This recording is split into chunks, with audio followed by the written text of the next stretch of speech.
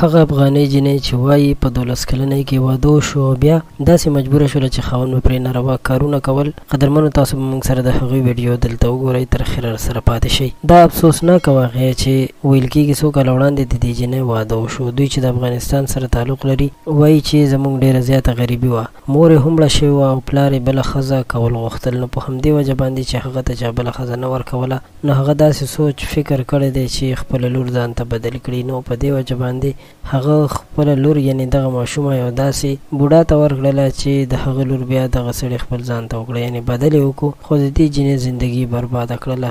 دا جنۍ یعنې د ماشومه چې وه دا په 12 کلنۍ کې واده شوله او بیا د هغې نه پس دا حامله هم شوله او دې د ډېرو تکلیفونو سره ځان مخ کو، ډېرو تکلیفونو سره یې وخت تېر کړلو. اوس هم د نوم نه ښودلو په خاطر باندې دې خپله واقعه میډیا سره شریکه کړې ده. وایس آف امریکا دوی سره یو پروګرام کړی دی، خو د دې ښځې مخ پکې نه ښکاري او دې خپلې ټولې خبرې شریکې کړي دي. نو داسې مور پلار ته پکار دی چې هغوی لږ شانتې زخر وخوري، خو چې خپل اولاد سره داسې کارونه کړي د اولاد په زړه به یې څه تېرېږي، ځکه چې مور یې کومه وه یعنې د جنت دروازه وه، هغه یې هم مړه شوله او بیا پرې خپل ظالم پلار د بلې ښځې کولو دپاره داسې ظلمونه شروع کړل.